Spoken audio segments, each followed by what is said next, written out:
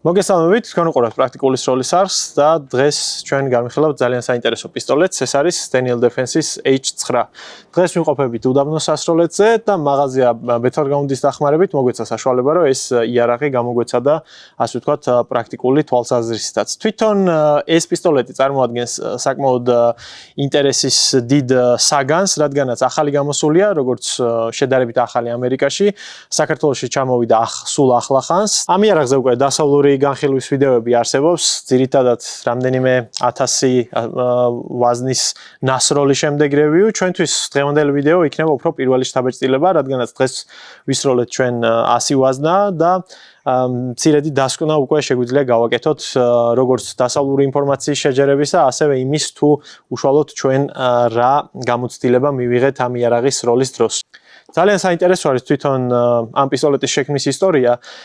Daniel Defense-ის პისტოლეტი ასე ვთქვათ 0-დან არ გამოუგონია. ეს არის Hudson H9-ს ასე ვთქვათ მოღრმად მოდერნიზებული ვარიანტი. ეს ფირმა 2017 წელს გამოჩნდა თავისი პისტოლეტით Shot Show-ზე. ძალიან დიდი დაინტერესება გამოიწვია. ძალიან ბევრი გაყიდვებიც ჰქონდა და საკმაოდ ესეთი მაღალბიუჯეტური პისტოლეტი იყო. $1200 ფასობდა მაშინ. ძალიან ბევრმა ასე ვთქვათ დაინტერესებულმა იყიდა. პირველი რასაც გვთავაზობდა ეს იარაღი და რაც გადმოყვა ასე ვთქვათ შთამომავლობით H9-ს არის ის რომ ხელის მოკიდების დროს ჩვენი მტევანი იძირება საკმაოდ ღრმად ზედა ჩარჩოსთან მიმართებაში და ეს ერთის მხრივ ძალიან ამარტივებს უკუცემის კონტროლის საშუალებას. ყოველთვის ვცდილობენ ხოლმე რომ ეს ხელისა და ზედა ჩარჩოს შორის მანძილი იყოს რაც შეიძლება ნაკლები და ამ შემთხვევაში როგორც ხედავთ ფაქტიურად მთლიანად ავსებს ქვედა მხარეს ჩემი ხელი. შემდეგ უკვე ამ ფირმის პროდუქტს მოყვა ძალიან ბევრი პრობლემა, რადგანაც როგორც წესია ხოლმე ახალი იარაღს ძალიან ბევრი ასე ვთქვათ დასახვეწი აქვს და უკვე მომხმარებლებმა პირველ რიგში რაც პრობლემები რაც იქნებოდა ეს იყო ნაწილების დამტვრევა, ანუ ექსტრაქტორების გატეხვა, ზამბარის და ასე შემდეგ. ანუ იარაღი რამდენიმე 1000 გასროლის შემდეგ გამოდიოდა მწყობრიდან, ძალიან ბევრი როგორც ჩანს ასე ვთქვათ არ იყო ეს დასრულებული ბოლომდე პროექტი, როცა ის გასაყიდად გამოიტანეს და ძალიან ბევრი უკან დაბრუნება, ძალიან ბევრი შეცვლა, მოთხოვნა იყო ასე ვთქვათ ამ ფირმის მიმართ, რომლებმაც ფინანსურად ეს თემა ვერ დაალაგეს და შესაბამისად ეს ფირმა გაკოტრდა და ეს თემა დარჩა ასე ვთქვათ ჰაერში, ასევე დარჩა ბევრი მომხმარებელიც ჰაერში. Daniel Defense-მა გადაწყვიტა რომ თვითონ ეს პისტოლეტის ასე ვთქვათ როგორც ნახაზები, ასევე საავტორო უფლებები შეეძინა ამ ფირმისგან და დაახლოებით 4 წლიანი მუშაობის შემდეგ მათ მოუწიათ ძალიან ბევრი რაღაცის შესვლა და ბევრი რაღაცის მოდერნიზება. ძალიან კარგი შედარების ვიდეო აქვს Forgotten Weapons-ის არხს YouTube-ზე და შეგიძლიათ დეტალურად ნახოთ. საბოლოო ჯამში ამ ღრმა მოდერნიზაციის შემდეგ Daniel-მა გამოუშვა უკვე ეს H9 პისტოლეტი, რომელიც დღეს უკვე საქართველოშიც მიგვიწვდება და ბევრს აინტერესებდა ძალიან რას წარმოადგენს ზოგადად ის. მე პირველი რაც ვთქვი ხა რა თქმა უნდა არის ის რომ განსხვავებით მისი წინამორბედისა ეს უკვე არის მუშა თითქმის ბოლო სტადიამდე მიყვანილი პისტოლეტი, რომელსაც ის ასე ვთქვათ დადებითი მხარეები რაც თავის დროზე Hudson-ის პისტოლეტს ჰქონდა გადმოყვა და რაღაც საკითხები პირიქით უფრო გაუმჯობესდა. რა თქმა უნდა იმ ძველ პისტოლეტში იყო რაღაც ორიგინალური პრობლემის გადაწყვეტის საკითხები, თუმცა მეორეს მხრივ ეს სხვა განსხვავებულ პრობლემებს იწვევდა და ამიტომაც რაღაც კუთხით Daniel Defense-ი წავიდა უფრო კლასიკური სტილის გადაწყვეტით და ჩვენც ახლა ამ პისტოლეტს განვიხილავთ როგორც გარეგნულად, ასევე ვიტყვით რამდენიმე მის შიდა მოწყობაზე და მე როგორც გითხარით 100 სიტყვია ვისროლეთ და ვიტყვით ამასთან დაკავშირებით ასე ვთქვათ პირველ შთაბეჭდილებას. კონსტრუქციულად ეს პისტოლეტი წარმოადგენს ასე ვთქვათ სრული ზომის პისტოლეტს, თუმცა განსაკუთრებული არის იმით, რომ შედარებით თხელი პროფილი აქვს და აქედან გამომდინარე ფარული ტარებისთვის არის უფრო მოსახერხებელი. გარდა ამისა, ოდნავ მოკლე სახელური აქვს, თუმცა ჩემთვისაც კი, რომელსაც არც ისე პატარა ხელი აქვს, ძალიან კარგად ზის ხელში. ეს მეორეს მხრივ განპირობებულია იმით, რომ თავიდან ეს ორიგინალი დიზაინი, ასე ვთქვათ, გათვლილი იყო სწორედ იმაზე, რომ ხელი ბოლომდე ღრმად ჩამჯდარიყო და ახლოს ყოფილიყო ზედა ჩარჩოსთან, უკანა ეს კუდიც უზრუნველყოფს იმას, რომ ჩვენი თითები, ასე ვთქვათ, სროლის დროს მაღლა არ ამოვიდეს და საკეტმა მოძრაობის დროს არ დააზიანოს.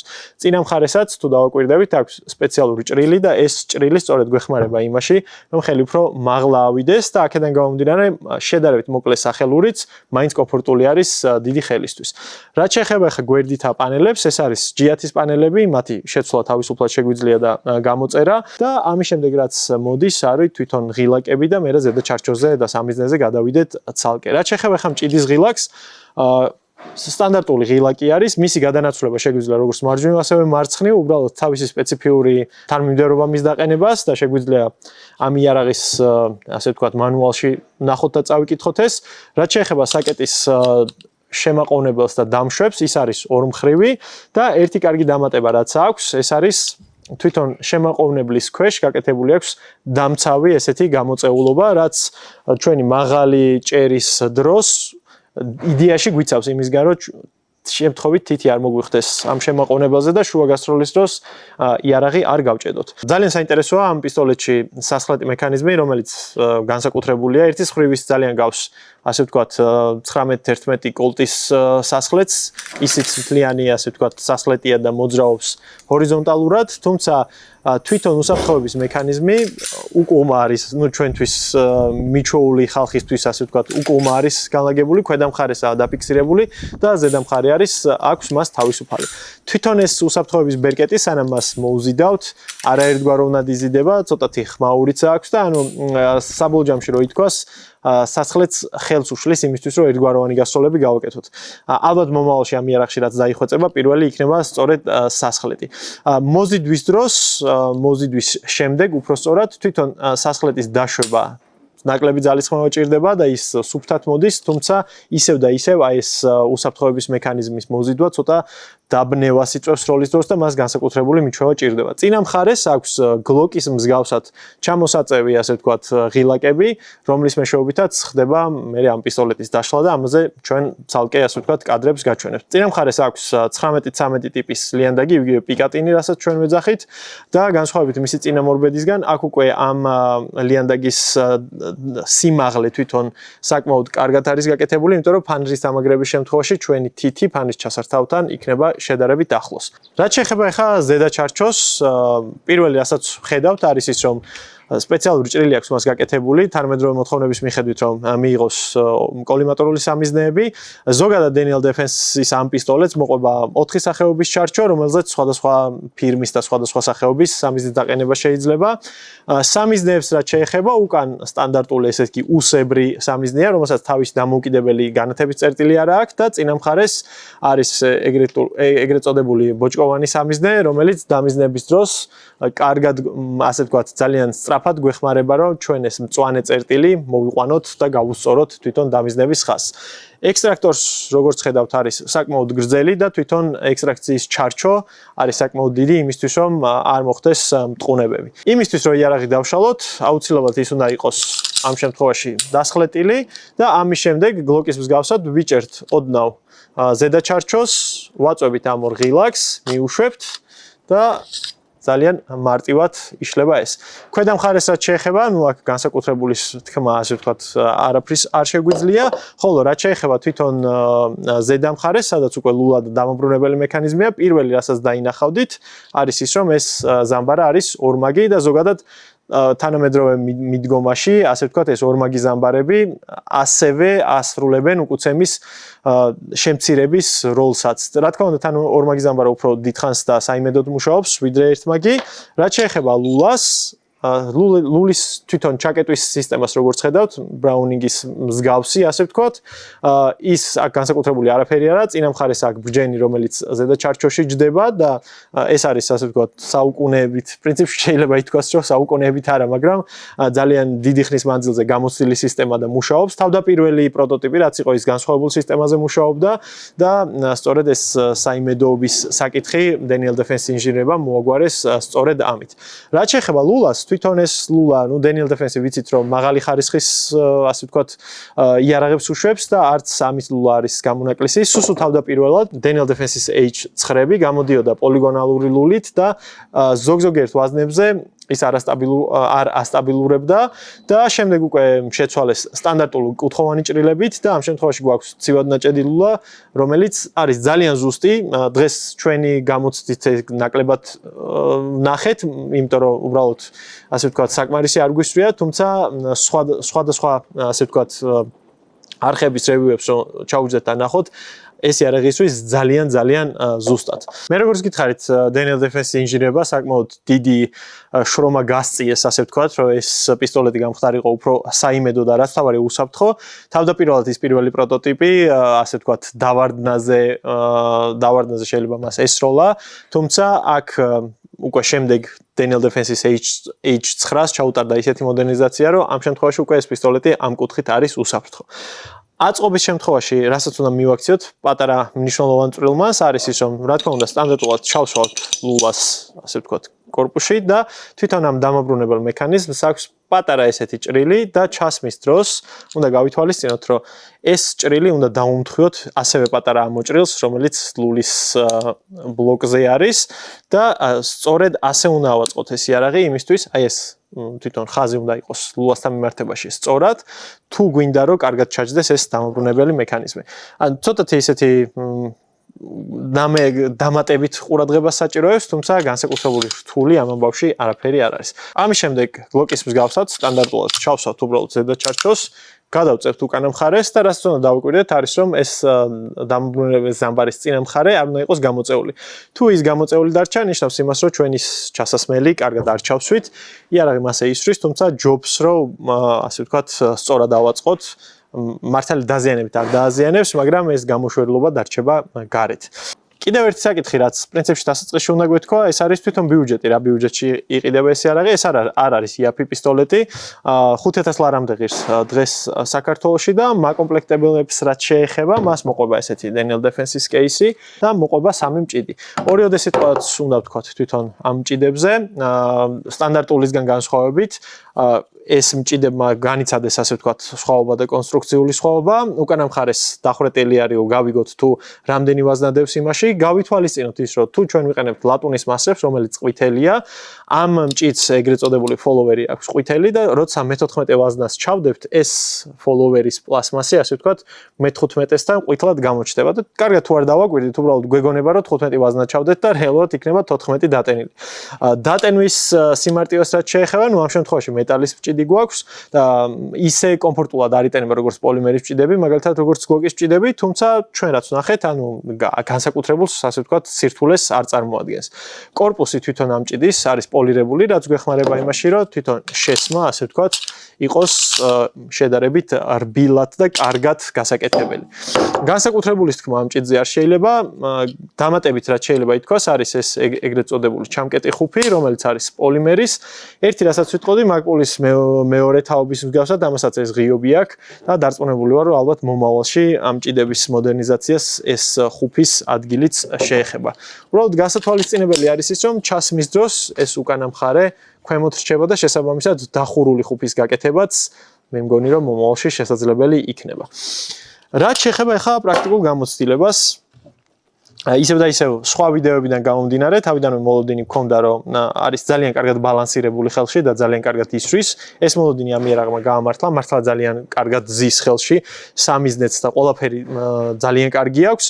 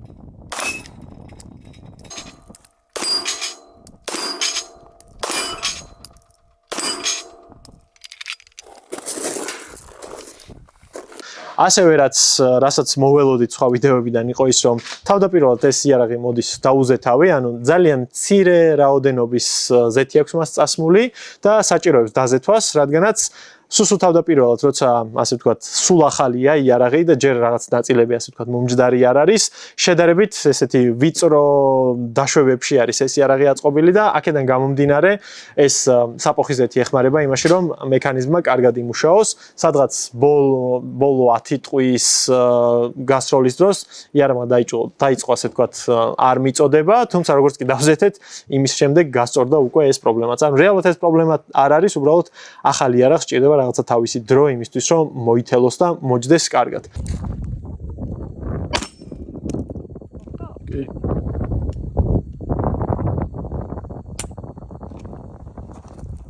სავარაუდოდ არ შეიტანა ის.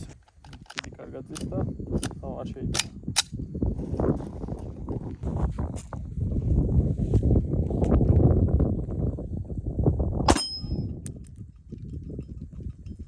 Haydi.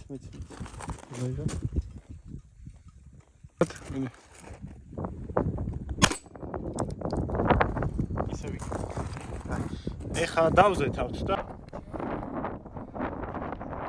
სანამ ცივი იყო დიდად არ ეტყობოდა ის.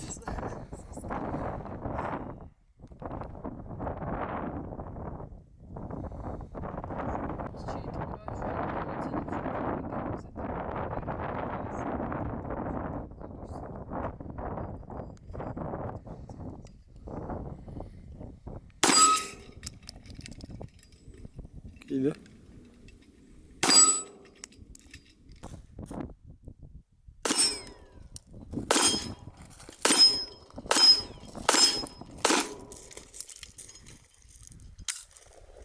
რაც შეეხება ხა რა არ მომეწონა პირადად მე ამ იარაღში არის ზუსტად ეს სასხლეტის განსაკუთრებულობა.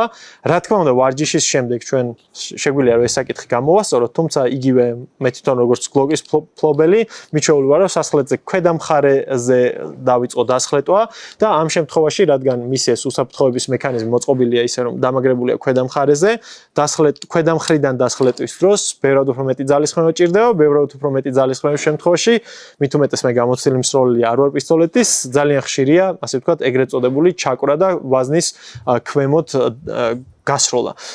რაღაცა რაოდენობა გასროლების შემდეგ უკვე მივხვდი რომ ზედა მხრიდან უნდა დასხლიტო და აუცილებლად უნდა გააკეთო სტანდარტულად, ასე ვთქვათ, სასხლეტის გამოყოფა, ანუ უსაფრთხოების საფეხური ცალკე და შემდეგ გამოკვრა ცალკე და ამის შემდეგ უკვე რა თქმა უნდა მორწმაზე ძალიან ნაკლები პრობლემა იყო, თუმცა ამ თავისებურებიდან გამომდინარე ამ იარაღს სჭირდება ასე ვთქვათ თავისი ვარჯიში. კიდე ერთი მომენტი რაც არის, ეს არის მჭიდის შესმის ადგილი და მჭიდის ეს ქვედა მხარე, რადგან ის მას ოდნავ გაფართოება არ აქვს, როგორც მესმის რომ ეს სტანდარტულად ვთქვათ სპორტული პისტოლეტებისთვის არის ხოლმე დამატება, თუმცა იგივე გლოკი რო აიყო, გლოკსაც ოდნავ გაფართოება აქვს, რაც გეხმარება იმაში რომ თუნდაც ცოტათი შეცდომის დაშვების შემთხვევაში მჭიდი მაინც შედის უფრო კარგად. ამ შემთხვევაში გვაქვს უფრო ვიწრო ადგილი და შესაბამისად ისე მარტივად ვერ ვსვავთ ამ მჭიდებს, როგორც სხვა პისტოლეტებზე. მცირედი შეჯამება რო გავაკეთოთ, რა თქმა უნდა 100 ვაზნა არ არის ის ვაზნების რაოდენობა, რომ ჩვენი იარაღზე სრულყოფილი შთაბეჭდილება შეგვექნას.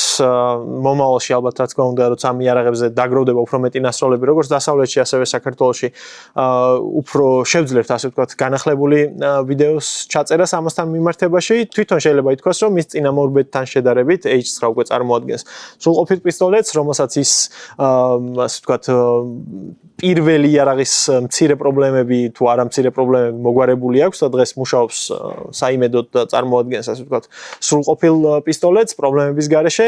რა თქმა უნდა არის რაღაცა ნიუანსები, რაზეც მე ვილაპარაკე, რომელიც მოდერნიზაციის შემთხვევაში მისი გაუმჯობესება ამ იარაღს მხოლოდ და მხოლოდ უკეთეს გახდის.